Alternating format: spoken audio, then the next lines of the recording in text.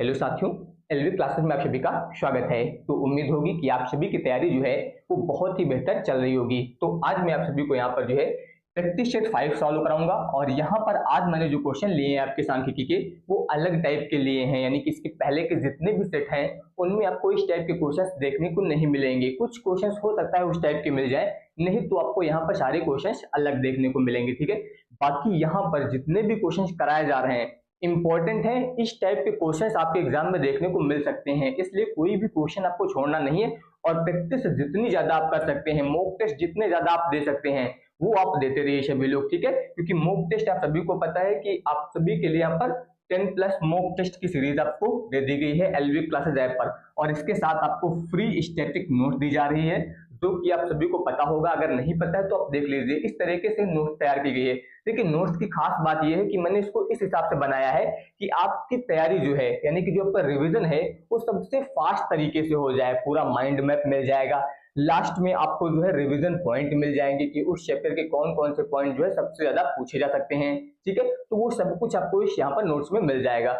और ये आपको मॉक टेस्ट बैच के साथ जो है बिल्कुल फ्री दी जा रही है, और इस बैच की फीस जो है आपकी 10 जून से बढ़ने भी वाली है। ठीक है, तो इसके लिए आप सभी को एलवी क्लासेस ऐप हमारा डाउनलोड कर लेना है, जो आपको दिख रहा होगा स्क्रीन पर। ठीक है, इस ऐप को डाउनलोड कर लीजिए और यहाँ पर जो है आपको गवर्नमेंट एग्जाम कोर्स का ऑप्शन दिख जाएगा, यहाँ से आप इसको ज्वाइन भी कर सकते हैं।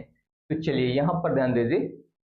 देखिए, यहाँ पर जो पहला क्वेश्चन लिया गया है, कह रहा है कि खुले सिरे वाले वर्गों के आवृत्ति वितरण के मामले में केंद्रीय प्रवृत्ति का कौन सा माप जो है वो सबसे उपयुक्त होता है। देखिए, मैंने खुले सिरे वाली श्रेणी की बात की थी। खुले सिरे वाली श्रेणी जब भी आएगी, जैसे कि आपको वर्ग पढ़ाया गया, आपने क्या पढ़ा, 10 से 20 होता है, फिर अगला क्या होता है, 20 से 30 होता है, इस तरीके से वर्ग अंतराल दिया जाता है। लेकिन मान लीजिए इसकी जगह पर ऐसा लिख दिया जाए 10 से कम, ठीक है, और फिर उसके बाद आपसे बोला जाए कि यहाँ पर जो है 10 से 20, ठीक है, या फिर 20 से 30, और इसके अलावा फिर बोल दिया जाए 30 से अधिक।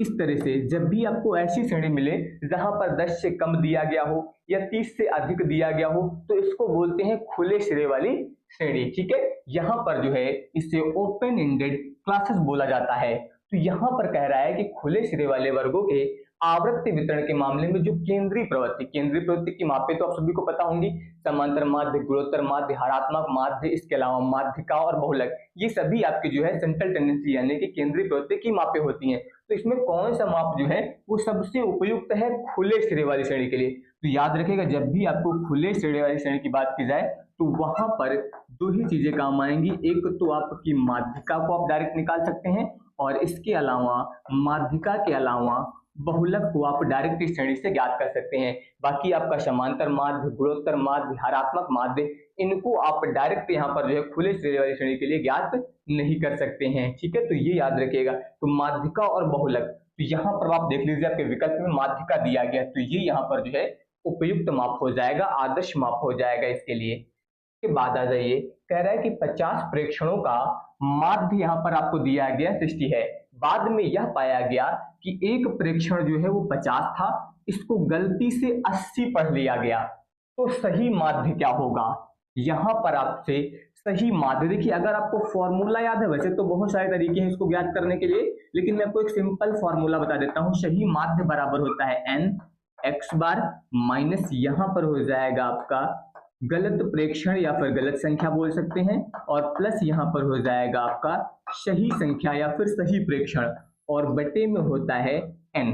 ये फॉर्मूला होता है। तो अगर आप इसका यूज करें तो अब देखिए यहाँ पर n मतलब ये प्रेक्षण दिए गए हैं, और ये आपको x बार की वैल्यू दी गई है यानी कि माध्य दिया गया है। तो यहाँ पर ध्यान दीजिए, ये हो जाएगा आपका 50 और गुणे में हो जाएगा आपका 60, माइनस गलत संख्या कौन सी है, 80 पढ़ लिया गया है, तो ये गलत संख्या होगी। सही संख्या क्या थी, 50 थी, और बटे में प्रेक्षणों का मान हो जाएगा 50।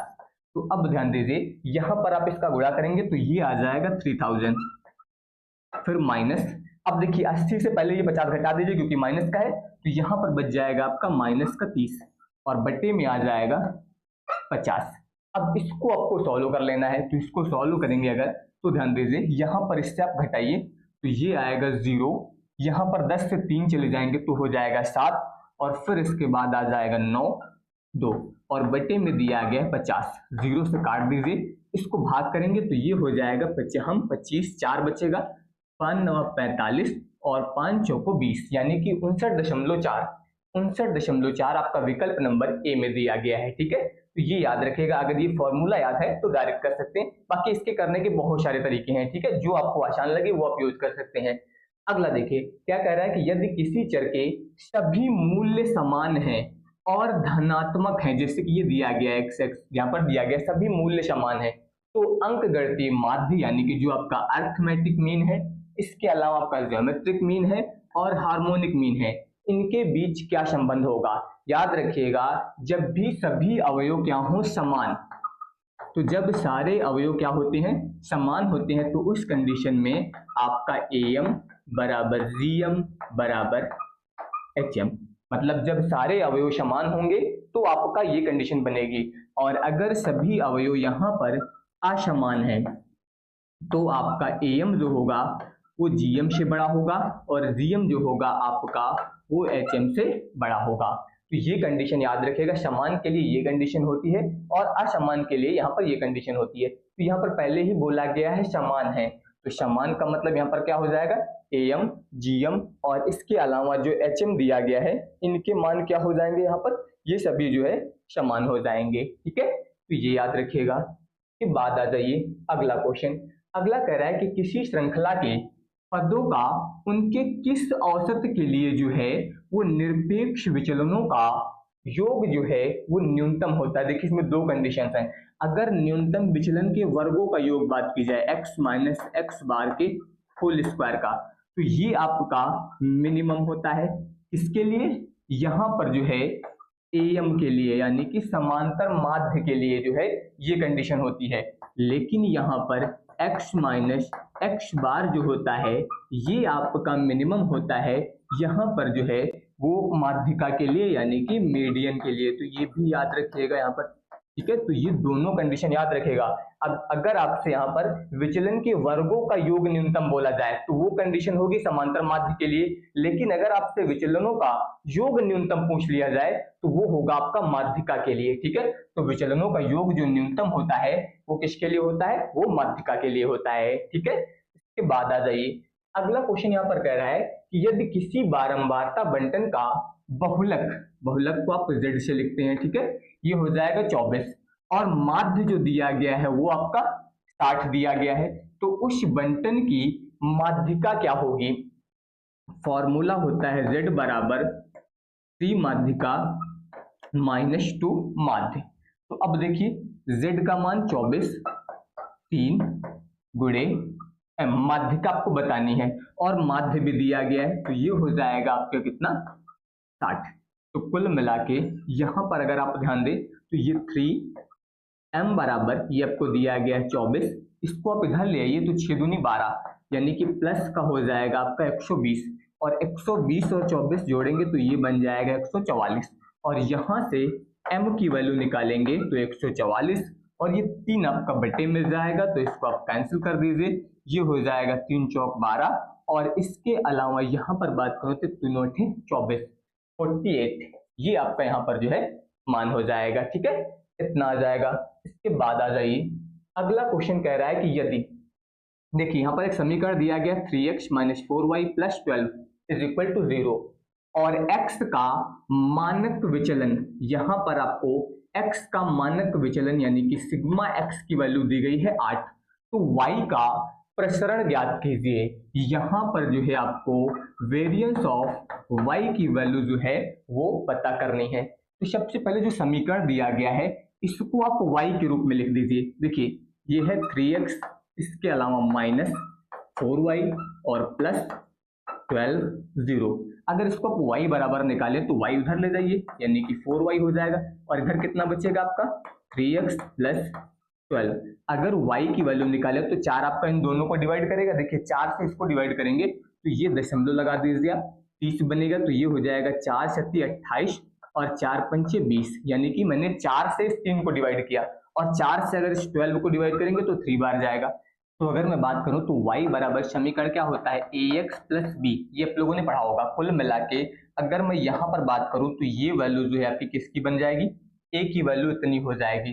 तो देखिए फॉर्मूला होता है sigma y is equal to A का परिमाण और गुणे सिग्मा x इतना होता है। तो a की वैल्यू मैंने बताया यहाँ से आपको मिल जाएगी यानी कि 0.75 और सिग्मा x की वैल्यू आपको दी गई है। अगर आप इसको गुणा कर लें तो 8×5 = 8 × 56, 56 और 4 मिलके हो जाएगा 60 और यहाँ पर 0.2 अंक पे दिया गया ये। तो कुल मिला के ये मान जो आया है आपका कितना आया है 6 आया है। और आपको पता है जब आप वेरिएंस ऑफ y निकालेंगे तो वो सिग्मा y का स्क्वायर हो जाएगा। 6 का स्क्वायर कितना आ जाएगा 36 आ जाएगा। तो कुल मिला के यहाँ पर जो विकल्प नंबर बी दिया गया आपका ये सही हो जाएगा। इसके बाद आ जाइए अगले क्वेश्चन पर। अगला देखिए यहाँ पर कह रहा है कि बाउले के विषमता गुणांक के बारे में जो है निम्नलिखित में से कौन सा कथन जो है वो सत्य है। तो बाउले का जो विषमता गुणांक होता है वो क्या होता है, इसका मान जो है हमेशा 1 और इसके अलावा -1 के बीच होता है। बाउले के विषमता गुणांक में बताया गया इसकी जो रेंज होती है वो -1 से +1 के बीच होती है। तो यहाँ पर आप देख लीजिए ये आपको विकल्प नंबर ए में दिया गया कि ये हमेशा जो है आपका -1 और +1 के बीच होता है। तो ये बाउले के विषमता गुणांक के बारे में याद रखिएगा। इसके बाद आ जाइए अगला कह रहा है कि किसी श्रेणी का प्रसरण, आपको यहाँ पर जो है ये प्रसरण दिया गया है यानी कि वेरिएंस का मान दिया गया है।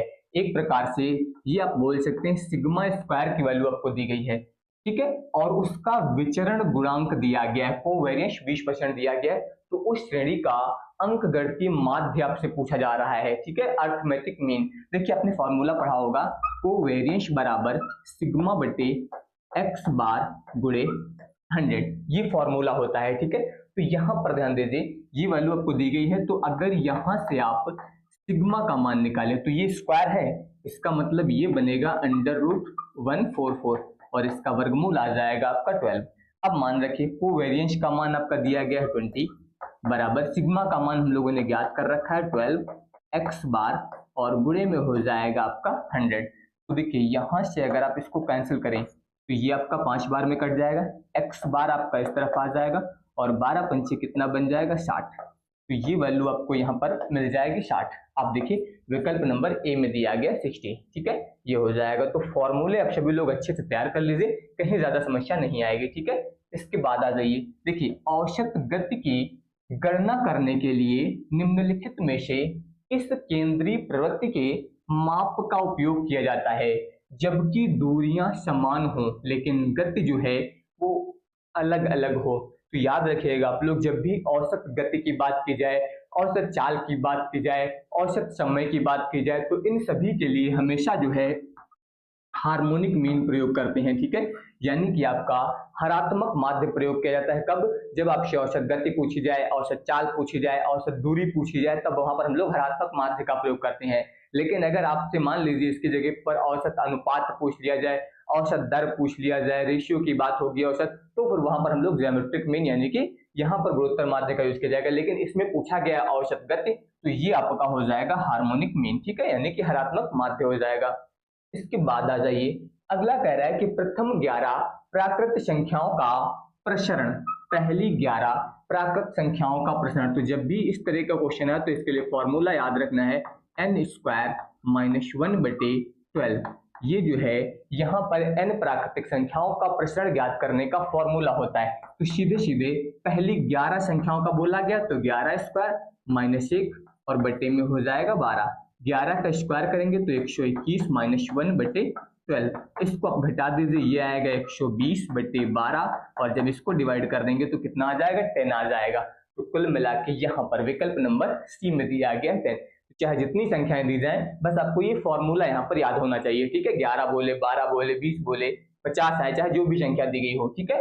इसके बाद कह रहा है कि सममित बंटन यानी कि यहाँ पर सिमेट्रिक की बात हुई है, ठीक है, के लिए जो है विषमता की माप जो है β1 और μ3 का मान। तो याद रखिएगा जब भी सममित की बात होगी, इसकी बात होगी सममित, तो सममित के लिए β1 और इसके अलावा जो आपका क्या बोला गया μ3, μ3 की वैल्यू जो होती है वो क्या होती है 0। जो तीसरा परिघात होता है उसका मान 0 होता है, सॉरी क्या होता है 0 होता है। तो अगर ये 0 होगा तो यहाँ पर फिर β1 भी क्या हो जाएगा 0। तो कुल मिला के यहाँ पर सममित बंटन सिमेट्रिक के लिए कंडीशन याद रखेगा, सिमेट्रिक में आपका β1 भी 0 होगा और जो तीसरा परिघात होगा वो भी 0 होगा। तो अब ये आप चेक करिए, ये देखिए विकल्प नंबर बी, यहाँ पर β1 भी 0 है और जो तीसरा परिघात है वो भी आपका 0 है। इसके बाद अगला कह रहा है कि यदि एक श्रेणी के सभी प्रेक्षणों में 5 जो है वो जोड़ दिया जाए, जितने भी प्रेक्षण है उन सभी में 5 को ऐड कर दिया जाए, तो उसके मानक विचलन यानी कि स्टैंडर्ड डेविएशन और विचरण गुणांक पर क्या प्रभाव पड़ेगा। तो यहाँ पर जो है स्टैंडर्ड डेविएशन की बात हो रही है और विचरण गुणांक की बात हो रही है, इसमें क्या प्रभाव पड़ेगा। देखिए आप लोग याद रखिएगा, स्टैंडर्ड डेविएशन जो होता है ये आपका जो मूल बिंदु में परिवर्तन होता है, मूल बिंदु में परिवर्तन, इससे क्या होता है पूरी तरह से मुक्त होता है, एक प्रकार से बोल सकते हैं स्वतंत्र होता है। तो स्टैंडर्ड डेविएशन जो होता है आपका मूल बिंदु में परिवर्तन, मूल बिंदु में परिवर्तन का मतलब मैंने पहले भी बता रखा है कि इसका मतलब कोई चीज जोड़ी जाए या फिर घटाई जाए। तो जहां पर प्लस करने और माइनस करने की बात आएगी इसका मतलब मूल बिंदु में परिवर्तन की बात हो रही है। तो जो आपका स्टैंडर्ड डेविएशन होता है, जो मानक विचलन होता है, ठीक है, या प्रमाप विचलन होता है, वो हमेशा मूल बिंदु में परिवर्तन से मुक्त होता है। मतलब कोई भी संख्या आप उसमें जोड़ दीजिए, कोई भी संख्या घटा दीजिए, स्टैंडर्ड डेविएशन कभी नहीं बदलेगा। तो ये तो बात हो गई स्टैंडर्ड डेविएशन की, लेकिन यहाँ पर विचरण गुणांक की बात हो रही है। विचरण गुणांक की अगर मैं बात करूं कोवेरियंस की, तो इसका फॉर्मूला होता है सिग्मा बटे एक्स बार इंटू 100। ये होता है आपका विचरण गुणांक का फॉर्मूला और इसमें आपका यहाँ पर आ गया है अरिथमेटिक मीन यानी कि माध्य। और माध्य जो होता है ये आपका प्लस माइनस से प्रभावित होता है।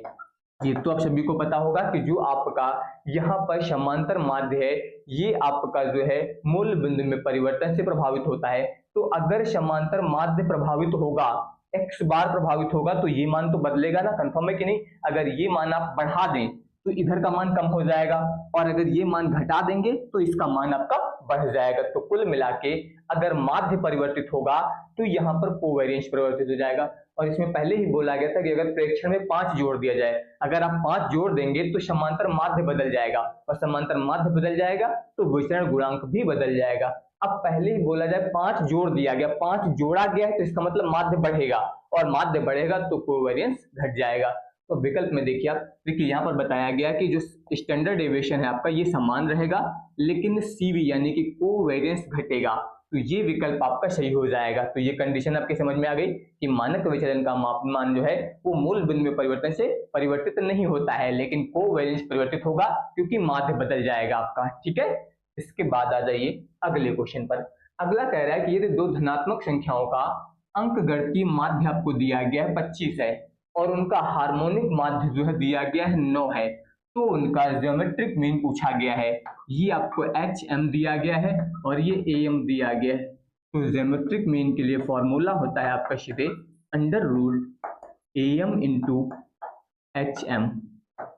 मान रख दीजिए AM का मान है 25 और इसका मान दिया गया है आपका 9।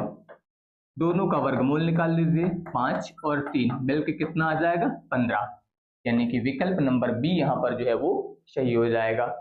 के बाद आ जाइए अगला कह रहा है कि कार्ल पियर्सन का विषमता गुणांक, ये आपको कार्ल पियर्सन का विषमता गुणांक दिया गया है कितना 0.4 और यदि मानक विचलन स्टैंडर्ड डेविएशन दिया गया है 15 और माध्य दिया गया है यहाँ पर 60, तो यहाँ पर जो है बहुलक क्या होगा, आपसे बहुलक पूछा जा रहा है, ठीक है।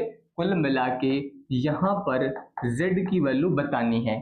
फॉर्मूला होता है कार्ल पियर्सन का विषमता गुणांक जो होता है आपका, ध्यान दीजिए यहाँ पर क्या होगा, ये हो जाएगा आपका माध्य माइनस यहाँ पर हो जाएगा बहुलक, माध्य को x बार से लिखते हैं, ठीक है, और बटे में हो जाएगा स्टैंडर्ड डेविएशन। ये फॉर्मूला होता है आपका एस के, यानी कि यहाँ पर कार्ल पियर्सन के विषमता गुणांक की बात हो रही है, ठीक है, x बार z और यहाँ पर हो जाएगा स्टैंडर्ड डेविएशन। अब इसमें अगर आप मान रख दें, देखिए इसका मान आपको दिया गया 0.4, ये हो जाएगा एक्स बार यहाँ पर दिया गया है 60, ये हो जाएगा 60 माइनस जेड यानी कि बहुलक आपको ज्ञात ही करना है और बटे में स्टैंडर्ड डेविएशन 15 इतना।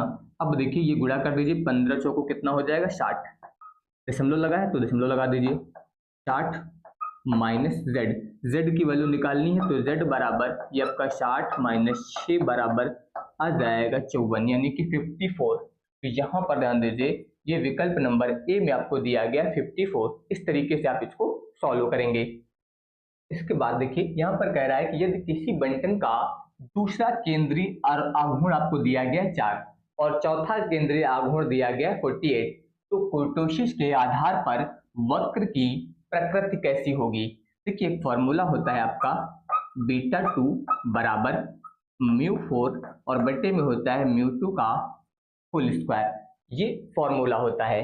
ठीक है, इसके अलावा अगर ध्यान दीजिए यहाँ पर मैं मान रखूं तो म्यू 4 का मान हो जाएगा 48 और इसका मान आपका दिया गया 4, लेकिन स्क्वायर करेंगे तो ये कितना आ जाएगा 16 और 16 से भाग करेंगे तो कितना आ जाएगा 3। तो कुल मिला के बीटा 2 क्या आ गया 3 के बराबर आ गया और 3 अगर आ गया है तो 3 के बराबर आया तो कैसा होगा फिर मेसोकर्टिक हो जाएगा। आप सभी को पता है, मैंने बताया कि जब भी वैल्यू बीटा 2 की 3 के बराबर होगी तो मेसोकर्टिक होगा। ठीक है, और अगर बीटा 2 का मान जो है वो 3 से बड़ा है तो आपका लेप्टोकर्टिक होगा और अगर बीटा 2 का मान 3 से छोटा है तो प्लेटोकर्टिक होगा।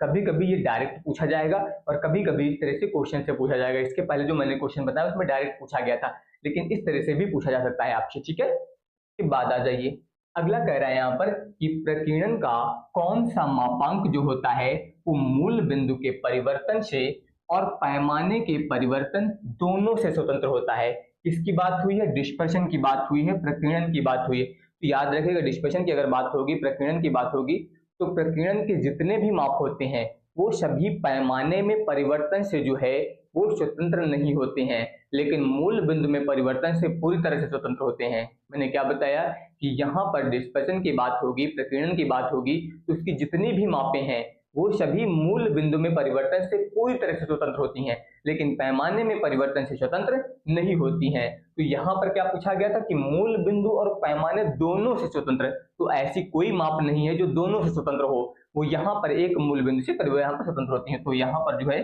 इनमें से कोई नहीं, क्योंकि आपका प्रश्न दिया गया मानक विचलन, क्वार्टाइल डेविएशन, ये सभी जो है पैमाने में परिवर्तन से स्वतंत्र नहीं होते हैं। इसके बाद आ जाइए, अगला कह रहा है कि 5 प्रेक्षणों का ज्यामितीय माध्य। देखिए यहाँ पर आपको गुणोत्तर माध्य ज्ञात करना है। दिया क्या गया है, 2 दिया गया है, 4 है, 8 है, 16 है, इसके अलावा 32 हो जाएगा। ठीक है, तो कितने हैं 1 2 3 4 5, तो पावर में कितना आ जाएगा 1/5। अब देखिए इसको आप लिख सकते हैं 2 की घात 1, ये बन जाएगा 2 की घात 4, सॉरी 2 की घात 2 बन जाएगा, ये बनेगा आपका 2 की घात 2, फिर इसके बाद 2 की घात 3, 16 को आप लिख सकते हैं 2 की घात 4 और 32 को आप लिख सकते हैं 2 की घात 5। अब टोटल देखिए 5 4 9 3 12 2 14 1 15, यानी कि 2 की घात बन जाएगी 15 और यहाँ पर दिया गया है 1/5। तो अगर आप इस 5 से कैंसिल करेंगे तो कितनी बार जाएगा 3, तो 2 की घात 3 का मतलब कितना हो जाएगा 8, मतलब विकल्प नंबर सी जो दिया गया आपका 8, ये यहाँ पर सही हो जाएगा। इसके बाद आ जाइए, अगला कह रहा है कि किसी बंटन के लिए यहाँ पर आपको दिया गया है Q3 का मान, Q1 का मान और Q2 का मान। Q2 का मतलब मीडियन से है, माध्यिका से है। तो बाहुल्य का विषमता गुणांक, देखिए फॉर्मूला क्या होता है विषमता गुणांक का, फॉर्मूला होता है आपका ये हो जाएगा Q3 plus Q1 minus 2 median और बटे में हो जाएगा आपका Q3 माइनस Q1, ये फॉर्मूला होता है। अब आप मान रखिए इसमें सारे और चेक करिए। देखिए सबसे पहले यहाँ पर Q3 का मान दिया गया और बाहुल्य का विषमता गुणांक पूछा गया है, तो Q3 का मान कितना है 60 प्लस Q1 का मान कितना है 20 और माइनस 2 गुणे माध्यिका का मान कितना है 40। मैं सीधे इसको गुणा करके लिख देता हूँ। ठीक है, तो 2 गुणे 40 करेंगे तो कितना आ जाएगा 80 और बटे में हो जाएगा आपका 60 माइनस 20। अब अगर आप ध्यान दें तो 60 और 20 80, 80 से 80 गए तो 0, कुल मिला के इसकी वैल्यू ही 0 आ जाएगी। तो यहाँ पर आपका विकल्प नंबर डी जो दिया गया 0, ये सही हो जाएगा। तो फॉर्मूला याद है तो कोई दिक्कत नहीं आएगी। ठीक है, इसके बाद आ जाइए, कह रहा है कि ओजायु वक्र जो है इसके प्रतिच्छेदन बिंदु से एक्स अक्ष पर खींचा गया लंब जो है वो केंद्रीय प्रवृत्ति के किस माप को निर्धारित करता है। जब भी ओजायु वक्र की बात होगी, से कम या फिर से अधिक दिया जाता है कभी कभी, तो वहां पर हमेशा मीडियन की बात होगी, यानी कि माध्यिका की बात होगी। ठीक है, तो ये आपका विकल्प नंबर सी याद रखेगा। ओजायु वक्र के लिए से अधिक दे दिया जाए, से कम दे दिया जाए, तो वहां पर हमेशा माध्यिका यूज करेंगे। ठीक है, अब देखिए दो समूह दिए गए हैं, एक ए है और एक बी है, इसका कंबाइंड माध्य दिया गया है। ठीक है, और यहाँ पर कह रहा है कि समूह ए में 60 इकाइयां हैं, ये आपका N1 मान लेते हैं हम लोग, जिसका माध्य दिया गया है 45। ठीक, और फिर दूसरा कह रहा है कि यदि समूह बी में इकाइयां 40 हो तो इसका माध्य बताइए, ये आपको ज्ञात करना है। ठीक है, फॉर्मूला होता है कंबाइंड माध्य के लिए, सी लिख देता हूं, समझ लीजिएगा कंबाइंड माध्य की बात हो रही है। ठीक है, N1 x1 बार N2 x2 बार और बट्टे में हो जाएगा N1 प्लस N2। तो कंबाइंड माध्य आपको दिया गया है 50, इसका मान रख दीजिए 50। N1 का मान आपको कितना दिया गया है 60 गुणे x1 का मान 45 और प्लस N2 का मान भी आपको दिया गया है कितना है 40 और x2 आपको बताना है x2 बार, तो ये हो जाएगा आपका 40 और 60 प्लस 40, तो कुल मिला के ध्यान दीजिए ये आएगा आपका 50। यहाँ पर ध्यान दीजिए इसका गुणा करेंगे तो 0, 6 पंचे 30 और फिर हो जाएगा 6 चौको 24 और 3 27। इसके बाद प्लस यहाँ पर हो जाएगा 40 x2 बार। ठीक है, और यहाँ पर ध्यान दीजिए इसको जब जोड़ेंगे तो ये आएगा 100 और 100 का गुणा इधर कर देंगे अगर, तो जहाँ पर मैंने 50 लिखा है इसमें 2 0 और लग जाएंगे, यानी कि ये सीधे सीधे बन जाएगा आपका 5000। इसको इधर ला के माइनस कर दीजिए, यानी कि ये यहाँ पर जब आएगा तो माइनस हो जाएगा। अब अगर आप घटाएंगे तो 0 0 3 और ये आ जाएगा 2, ये मान जो आएगा किसका आएगा 40 x2 बार का। तो जब आप x2 बार ज्ञात करेंगे तो 40 से आप इसको काट दीजिए, ये कट गया। ठीक है, 4 से इसको भाग करेंगे तो ध्यान दीजिए 4 पंचे 20 हो जाएगा। इसके बाद बचेगा कितना 30, 4 से 28 और फिर 4 पंचे 20, यानी कि 57.5 ये वैल्यू आपके यहाँ पर मिल जाएगी। ठीक है, इस तरीके से इसको सॉल्व करेंगे। अगले क्वेश्चन पे आ जाइए।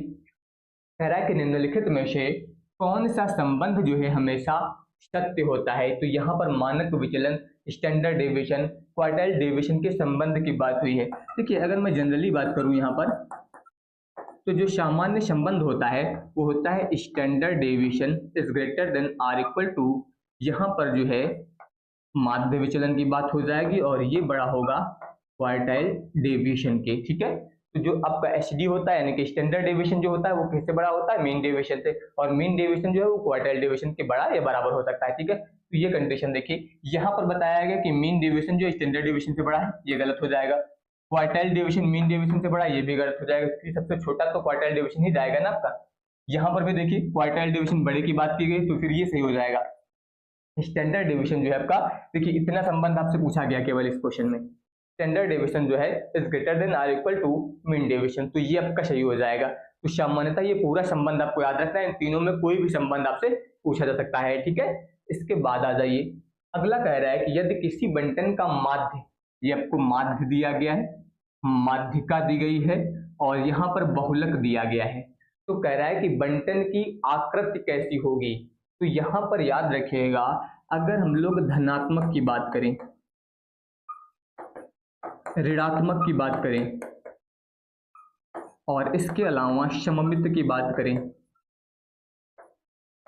तो जब यहाँ पर सममित की बात होगी, सिमेट्रिक की बात होगी, तो विषमता का जो संबंध होगा वो यहाँ पर जो आएगा वो आपका क्या आएगा, ध्यान दीजिए सममित की कंडीशन में जो है आपका AM बराबर, यहाँ पर जो है AM और इसके अलावा माध्यिका और बहुलक Z, कुल मिला के जब सममित की कंडीशन होगी तो समांतर माध्य, माध्यिका और बहुलक तीनों बराबर होते हैं। लेकिन जब धनात्मक की बात होगी तो यहाँ पर AM जो होगा आपका वो माध्यिका से बड़ा होगा और माध्यिका बहुलक से। लेकिन ऋणात्मक की बात होगी तो AM जो होगा वो छोटा होगा माध्यिका से और माध्यिका छोटी होगी बहुलक से। तो यहाँ पर ध्यान दीजिए सबसे ज्यादा कौन है आपका बहुलक, यानी कि Z का मान जो है आपका वो सबसे ज्यादा है, ठीक है। z की वैल्यू किससे ज्यादा है, माध्यिका से ज्यादा है m से, और m का मान जो है वो किससे ज्यादा है, x बार से। तो कुल मिला के ये कंडीशन आ रही है, अगर आप ध्यान दें तो यहाँ पर माध्यिका की वैल्यू जो है, सॉरी जो समांतर माध्य है वो माध्यिका से छोटा है और माध्यिका बहुलक से छोटा है। इन मान को देख के आपको पता लगाना है कि कौन सी वैल्यू बड़ी है, कौन सी कंडीशन बन रही है। तो ऋणात्मक की कंडीशन बढ़ रही है, तो यहाँ पर हो जाएगा आपका ऋणात्मक विषमता, ठीक है। के बाद आ जाइए अगले क्वेश्चन पर। अगला कह रहा है कि एक छात्र ने 4 विषयों में, क्रमशः ध्यान दीजिए ये आपको दिए गए हैं, अंक प्राप्त किए, तो इन अंकों का माध्य विचलन क्या होगा, मीन डेविएशन पूछा गया है। तो माध्य विचलन निकालने के लिए सबसे पहले तो आपको माध्य निकालना पड़ेगा। माध्य निकालने के लिए पदों का योग बटे पदों की संख्या, इसको जोड़ लीजिए। देखिए यहाँ पर हो जाएगा 7 6 13, 130, 130 और 8 यहाँ पर जोड़ेंगे तो 210 हो जाएगा, यानी कि 80, और 210 में 90 जोड़ेंगे तो 300 हो जाएगा। बटे में आ जाएगा 4, 4 से भाग करेंगे तो 4 सत्ते 28 हो जाएगा। इसके बाद आएगा 4 पंचे 20, तो ये आपका आ गया x बार।